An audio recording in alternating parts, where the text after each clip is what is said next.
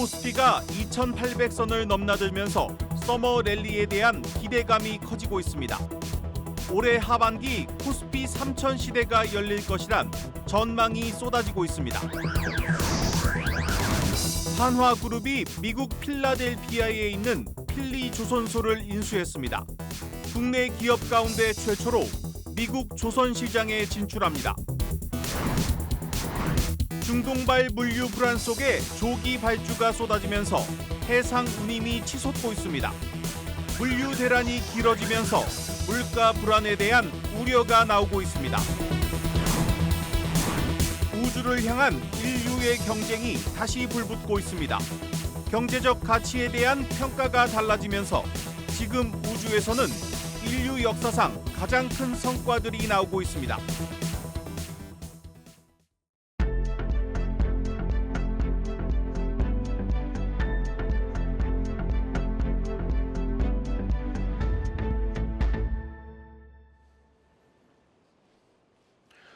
뉴스 플러스 시작합니다. 코스피가 2,800선을 넘나들면서 이 서머 랠리에 대한 기대감이 커지고 있습니다. 무엇보다 기업들의 실적이 탄탄합니다. 이를 근거로 증권사들은 올해 하반기 코스피 3,000 시대가 열릴 것이란 이 전망들을 쏟아내고 있습니다.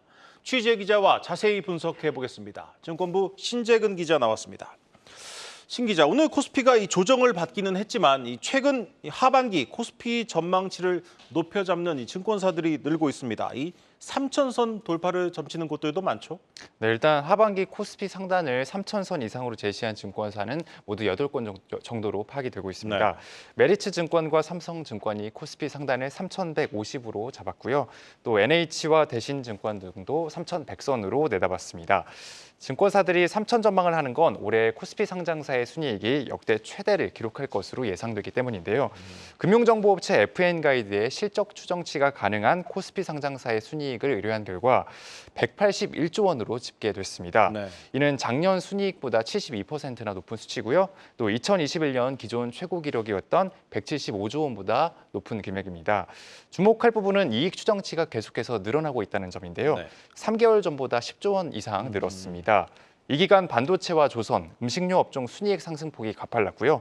반도체에서는 SK하이닉스, 조선에서는 한화오션, 음식료에서는 삼양식품이 이익 개선을 주도하고 있습니다. 네, 이 당분간 이 코스피가 상승할 것이란 전망이 지배적인데 이 기업들의 이익 외에 이 다른 변수들도 시장에 우호적이다 이렇게 보고 있는 거죠? 그렇습니다. 증권업계는 상장사의 실적 호조에 더해서 미국 경제 지표가 금리 인하를 시사하고 있는 점을 주목하는데요. 네. 지난달 미국 물가가 완만하게 하락하면서 연내 2차례 금리 인하 가능성이 높아지고 있습니다. 또 6월 물가 지표도 안정세를 보일 것이란 의견이 우세합니다. 실적과 경기 모두 증시의 우호적인 환경이 조성이 되면서 조정 후 매수 전략이 주목받고 있는 겁니다. 이 때문에 3분기까지 랠리를 펼칠 것이란 기대감이 커지고 있습니다. 네. 다만 국내 증시의 시가총액 1위 기업인 삼성전자가 엔비디아나 하이닉스처럼 상승세를 못하게 되면은 지수가 박스권에 머무를 것이란 의견도 있습니다. 네, 결국 이제 코스피 3,000 시대가 열리려면 이 대장주 삼성전자의 역할이 중요합니다. 이 가장 관심을 모으는 게 언제쯤 이 엔비디아의 이 HBM을 공급하느냐일 텐데 증권가에서는 어떤 전망들이 나오고 있습니까? 네, 삼성전자의 역할을 강조하는 것은 코스피에서 차지하는 비중이 25%나 되기 때문인데요. 네. 일단 시장에서는 삼성전자의 HBM 공급 가능성을 좀 높게 보고 있습니다. 시기의 문제일 뿐 언젠가 공급을 해낼 것이란 이유에서인데요. 네. 이렇게 되면은 단숨에 코스피 주도주가 SK하이닉스에서 삼성전자로 이동할 가능성에 무게가 실립니다. 이익률이 높은 HBM 특성상 실적이 급반등할 가능성이 높아지기 때문입니다. 삼성전자 등 반도체 투자 심리에 영향을 미칠 만한 이벤트가 곧 예정이 돼 있는데요. 미국 반도체 기업 마이크론이 26일 2월부터 5월 실적을 발표합니다. 오는 7월 초 삼성전자의 2분기 잠정 실적 발표 이전에 반도체 시장 동향을 확인할 수 있다는 점에서 의미가 큽니다. 최근 월가에서는 HBM 물량 증가와 범용 반도체 판매 가격 상승을 긍정적으로 평가하면서 마이크론의 목표가를 높여잡았습니다. 네, 그렇다면 이 증권가에서는 이 코스피 3000 시대를 이끌 업종으로는 어떤 것들이 거론되고 있습니까? 네, 반도체와 밸류업 관련주, 조선 등을 꼽고 있습니다. 먼저 반도체의 경우 하이닉스는 차액 실현 구간에 진입해 있다는 평가와 함께 삼성전자를 주목하자는 분석이 나옵니다. 하이닉스보다 주가 상승폭이 그동안 한참 낮았기 때문에 엔비디아의 공급만 성공을 하게 되면 구만전자는 실현 가능한 이야기가 될 수 있다는 겁니다. 네. 주가가 저평가된 밸류업 관련 업종도 주목할 필요가 있다는 의견이 있습니다. 밸류업 프로그램이 원활하게 시행될 수 있는 입법화 작업이 하반기 이뤄질 것으로 예상되기 때문입니다.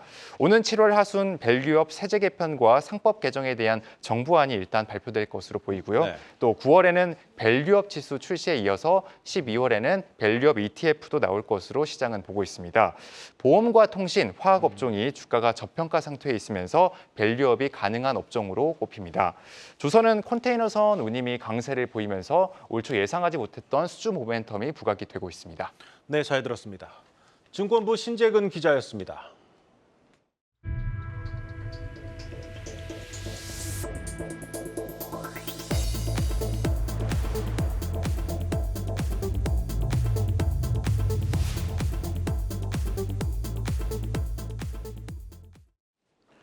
소비자 물가 상승률이 2%대로 내려갔다고는 하지만 이 국민들이 체감하는 장바구니 물가는 여전히 잡히질 않고 있습니다. 이 정부가 쌓아둔 농산물을 풀고 전기 요금도 동결했지만 이 치솟는 해상 운임이나 다가오는 장마철 등 걱정스러운 변수들이 많이 남아 있습니다. 박승환 기자입니다. 이달 들어 농산물과 석유류 가격이 떨어지고 있지만 서민들이 느끼는 체감 물가 부담은 여전합니다. 물가 상승세가 누그러졌다고는 하지만 이미 너무 올랐기 때문인데 출렁이는 국제유가와 불안정한 기후는 현재 진행형입니다. 이에 정부는 배추와 무 28,000톤을 확보하고 바나나와 파인애플 등 수입 과일에 할당 관세를 매겨 추가 공급에 나섭니다. 유류세 인하 조치에 이어 버스나 택시, 화물차에 대한 유가 연동 보조금도 2달 더 연장합니다. 다만 이 같은 정부 노력에도 물가를 압박할 요인은 여럿입니다. 당장 홍해 사태로 상하이 컨테이너 운임 지수가 2022년 8월 이후 최고치를 기록하는 등 치솟은 바닷길 물류비가 수입 물가를 자극할 수도 있다는 경고입니다. 여파로 항공과 육상 운임도 덩달아 뛰고 있는데 이러한 부분들이 소비자 가격에 반영되면서 물가 상승의 빌미가 됩니다. 운임이 상승한 것은 수입품의 국내 가격을 상승시키고요. 이 가격은 1에서 3개월 정도 시차를 두고 소비자 물가 상승률을 끌어올릴 것으로 보입니다. 이에 더해 지난달 생산자 물가 지수가 6개월 연속 올랐는데 시차를 두고 소비자 물가에 반영된다는 점에서 걱정거리입니다. 장마철에 접어들면서 잦은 폭우나 폭염이 농작물 작황 부진으로 이어져 밥상 물가에 부담이 되었던 점도 부담스러운 대목입니다. 기후변화가 앞으로도 이제 더 심해질 거기 때문에 농산물의 재고에 대한 디지털 통계를 확보해가지고 공급이 좀 부족하다 이러면은 수입을 좀 한다든지. 한국전력이 대규모 적자에도 3분기 전기요금을 5분기 연속 동결하는 등 정부 차원의 물가 안정책이 잇따르고 있지만 대내외적 악재에 계절적 영향까지 변수로 떠오르는 상황입니다. 한국경제TV 박승환입니다.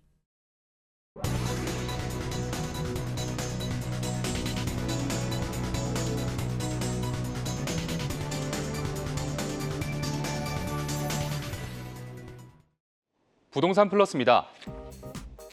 서울 아파트값이 13주 연속으로 오름세를 기록하고 있습니다. 0.15% 올라 상승폭까지 확대하면서 탄력이 붙는 모양새인데요. 수도권 역시 상승폭을 키우며 5주째 우상향 중입니다. 이에 힘입어서 지난주 보합을 기록했던 전국의 매매 가격 또한 이번 주 상승 전환에 성공했습니다. 전세 가격은 어떨까요?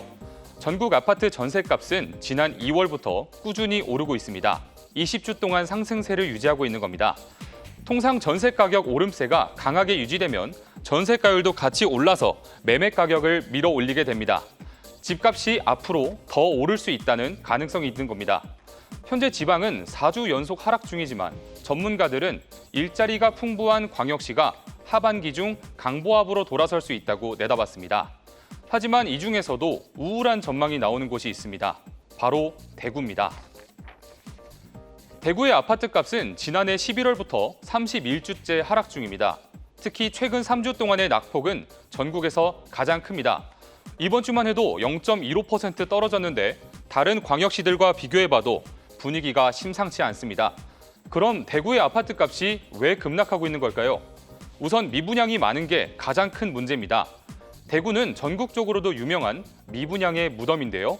현재 대구의 미분양은 1만 가구에 육박하는데 전국 17개 시도 중 최고 수준입니다. 특히 악성 미분양으로 불리는 준공후 미분양은 지난 4월 기준 약 1,600가구로 계속 쌓여만 가고 있습니다. 주인을 찾지 못한 집이 많아지면 신축 아파트의 가격을 제한합니다. 최초 분양가는 통상 주변 시세로 맞춰지는 경향이 있는데 재고 주택이 남아 돌기 때문에 지역 시세가 주저앉는 겁니다. 부동산 상승기이던 지난 정부 시절 대규모 공급이 이루어졌던 것도 영향이 있습니다. 2018년부터 2021년까지 대구에서는 연간 2만에서 3만 가구 가량이 공급됐습니다. 지난해 한 해 동안 940가구가 공급된 것과 비교하면 굉장히 많은 물량입니다. 대구의 인구가 계속 줄어들고 있던 점을 감안하면 시장에 이른바 공급 폭탄이 쏟아진 셈입니다. 여기에 더해서 특별한 개발 호재도 없다는 게 문제입니다. 한 전문가는 제주도는 관광특구로 지정되고 부산의 경우는 해양 관광 도시로 거듭나는데 대구는 이 같은 개발 이슈가 없다고 설명했습니다. 과잉 공급이 초래한 수급 불균형에 성장 동력까지 메마르면서 하락세가 한동안 이어질 것이란 분석입니다. 부동산 플러스였습니다.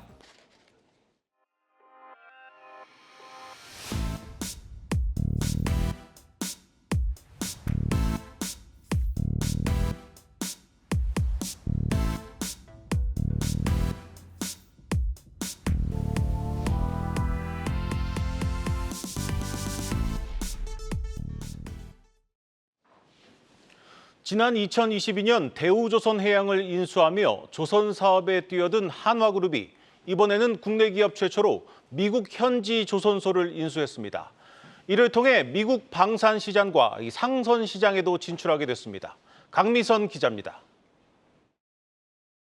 한화그룹은 필리조선소 지분 100%를 연내 인수합니다. 인수 금액은 총 1억 달러, 우리 돈으로 약 1,400억 원 규모입니다. 한화시스템과 한화오션이 각각 6대4 비율로 참여합니다. 필리조선소는 노르웨이 에너지 전문 기업 아커의 미국 내 자회사입니다.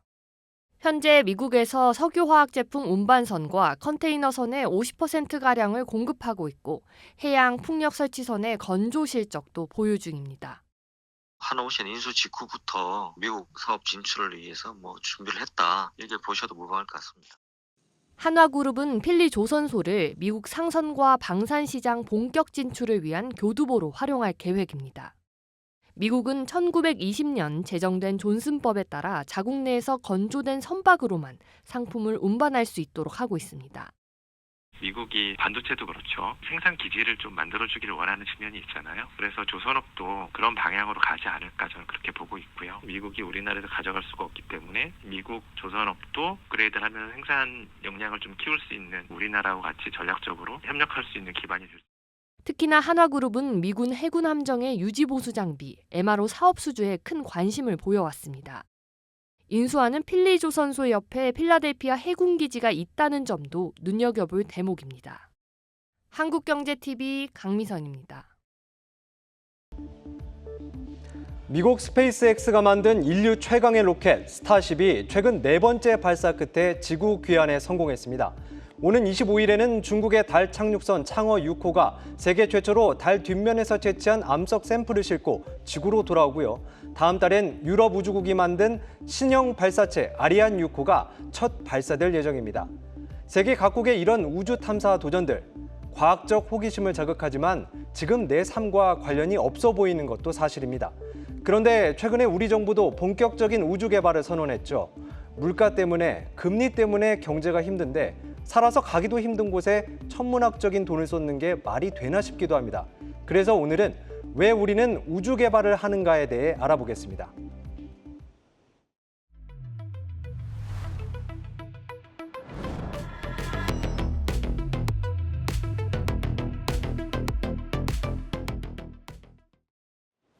궁금한 경제 이야기 플러스 Y입니다.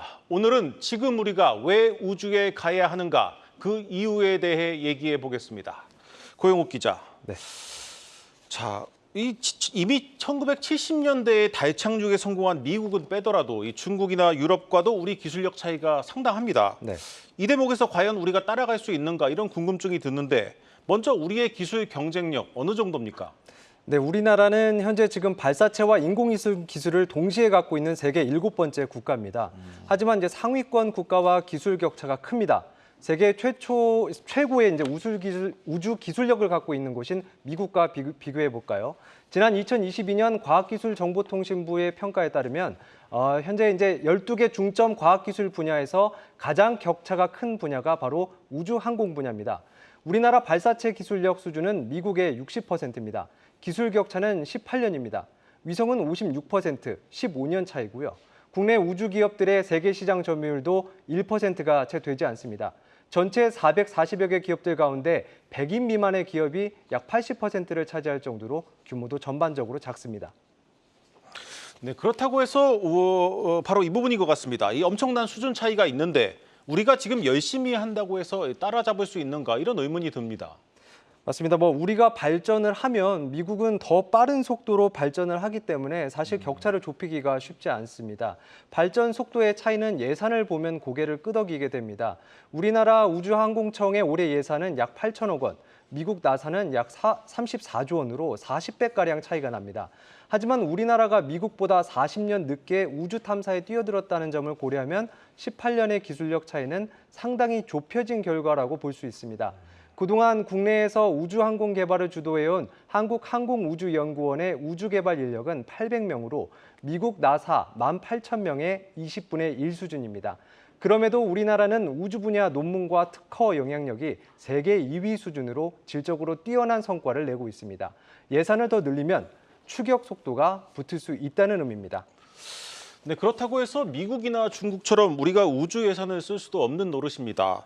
저 의문이 생깁니다. 이 격차를 좁히기 쉽지 않은 분야에 이 천문학적인 규모의 예산 투자를 해야 할 이유가 있을까요? 현재 이제 우주 탐사 기술을 완벽하게 갖춘 나라는 없습니다. 이번에 미국 스페이스X의 스타쉽도 4번째 발사만에 성공했습니다.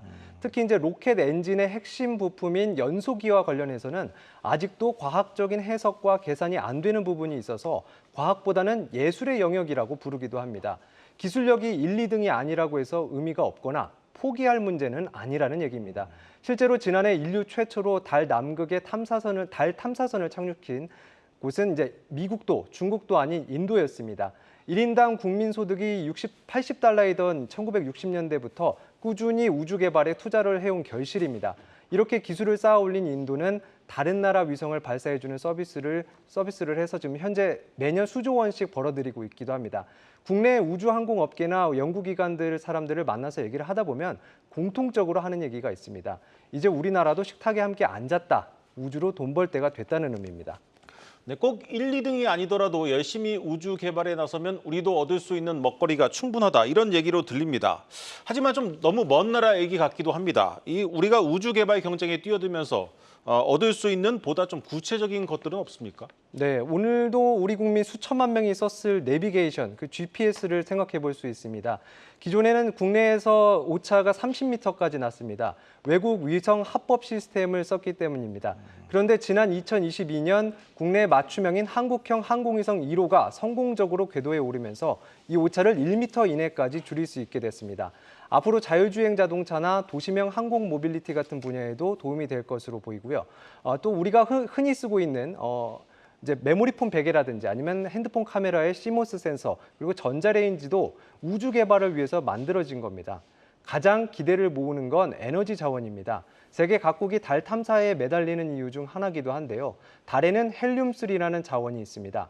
중수소와 핵융합을 해서 쓸 수 있고요. 단 1g이 석탄 40톤과 같은 에너지를 내는 것으로 알려졌습니다. 달에는 이런 헬륨-3가 110만 톤 매장된 것으로 추정됩니다. 전 세계 인구가 10,000년 동안 쓸 전기를 만들 수 있는 양입니다. 경제적 가치를 같은 무게의 금에 비해서 30배 이상 비쌉니다. 물론 이제 상용화까지는 여러 가지 난제가 있습니다. 현재 1g의 헬륨3를 얻기 위해서는 이제 150톤가량의 달 표토를 처리해야 한다는 연구 결과가 있습니다. 또 이걸 하려면 이제 채굴용 탐사선을 달에 보내서 채굴 기지를 만들어야 하고요. 또 핵융합 기술을 완벽하게 궤도에 올려놔야 합니다. 네, 잘 들었습니다. 2032년 달에 탐사선을 착륙시키고 2045년 화성에 태극기를 꽂기 위한 우리의 스페이스 광개토 프로젝트가 시작됐습니다. 물론 지금 우리의 기술력으로는 쉽지 않은 과제입니다. 하지만 우리의 반도체와 자동차가 그러했듯이 예상을 넘어선 빠른 속도로 우주 선진국들을 따라잡을 것이라 믿습니다. 플러스 Y였습니다.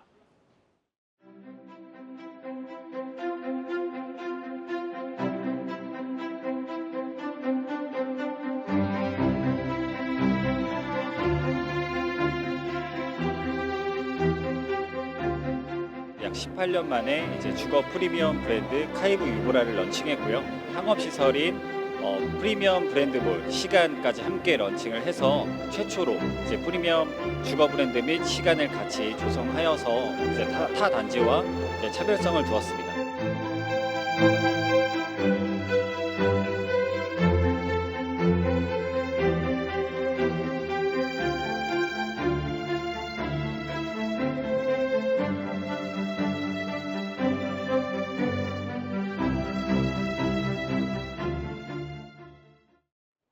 전 세계적인 인구 고령화 속에 부치는 진통제 파스 시장이 커지고 있습니다.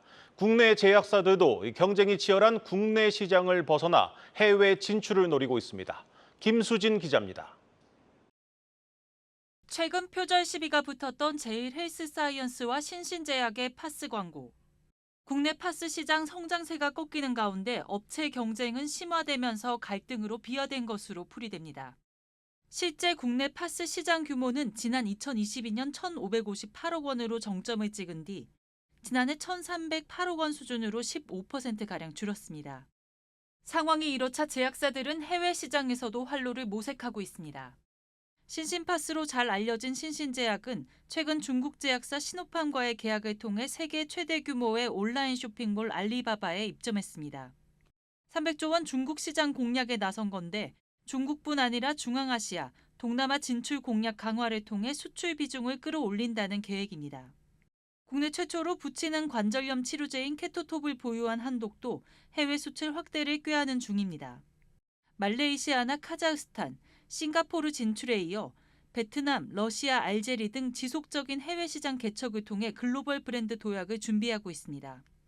눈에 띄는 성과도 나오는 중입니다. 최대 의료시장인 미국에서 한국 파스 수출액은 큰 폭으로 늘며 10위에서 9위로 한 계단 올라섰습니다. 미국에서 파스를 포함한 국부 진통제 시장 규모는 연평균 6% 성장해 오는 2027년 약 20억 9,480만 달러로 성장한다는 전망입니다. 기술 개발 측면에서 마이크로 니들 같은 그 패치형으로 좀 더 버전업된 그러한 기술들이 나오고 있거든요. 차별화 전략을 통해서 고부가치 상품으로 거듭날 수 있다라고 생각합니다. 미중 갈등이 바이오 분야로 확산하면서 중국의 수출이 줄어든 데 따른 반사이익 기대감도 나타나고 있습니다. 한국경제TV 김수진입니다. 정부의 기업 밸류업 프로그램이 가동을 시작한 가운데 이웃나라 일본의 사례처럼 우리나라에서도 행동주의 펀드가 촉매제 역할을 할 수 있다는 의견이 나오고 있습니다. 김대연 기자입니다. 일본에서 행동주의 펀드들은 기업 사냥꾼이 아닌 밸류업 성공의 비밀병기입니다. 아베노믹스가 본격화한 지난 2014년부터 일본 정부는 기업의 지배구조를 개선하기 위해 주주 행동주의를 장려했는데 행동주의 펀드들이 적극 화답한 겁니다. 덕분에 당시 7개에 불과했던 일본 행동주의 펀드는 9년 만에 69개로 크게 늘어났고 주주가치 제고를 위한 캠페인도 2년 전부터 100건 넘게 진행되고 있습니다. 실제로 일본의 밸류업에 동참하라며 주주 제한을 하거나 자기자본 이익률 등 재무지표가 낮은 기업의 대표이사 연임에 반대하며 엄포를 놨습니다. 2020년대 들어 국내 행동주의 펀드들의 캠페인 수도 대폭 증가했지만 아직 단기 차익만 노리고 먹튀한다는 경계의 눈초리가 여전한 게 사실입니다. 국내 행동주의 대가들은 반짝 오르는 주가보다 행동주의 펀드가 장기적으로 기업과 자본시장에 미치는 영향력에 집중할 필요가 있다고 조언합니다. 행동주의 펀드의 결과를 단기적으로 수익만 보고 있는 거 아닌가. 밸류업 정책의 가장 큰 목적이 코리아 디스카운트를 해소하자는 건데 가장 큰 원인이 주주 환원율이 낮다 이거거든요. 그래서 그 밸류업 정책의 목적하고 그 행동주의하고 목적은 사실은 일맥상통한다. 올해 일본 니케이 225 지수가 사상 처음 4만 선을 돌파한 가운데 코스피도 2년 5개월 만에 2,800선을 뚫으며 밸류업을 등에 업고 다시 3,000선을 넘어설 수 있다는 관측이 나옵니다. 특히 행동주의 펀드들은 상법과 세법 개정이 뒷받침된다면 그들의 활동이 촉매제가 돼 코스피 5,000 달성도 가능하다고 강조합니다. 이사의 충실 의무를 좀 이렇게 주주로 확장을 하고 그리고 세부적인 거는 이제 100% 의무 공개 매수 제도를 도입을 하고 배당 소득 분리과세를 반드시 해야 된다라고 생각합니다. 그리고 이 모든 거를 다 하게 되면 저는 이제 코스피 5,000이 정말 가능하다. 전 세계 투자자들이 모여 밸류업 투자 전략을 공유하는 2024 글로벌 탑10 밸류업 코리아가 오는 25일 서울 중구 웨스틴 조선 호텔에서 열립니다. 한국경제TV 김대현입니다. 오늘 준비한 뉴스 플러스는 여기까지입니다. 함께해 주신 여러분 고맙습니다.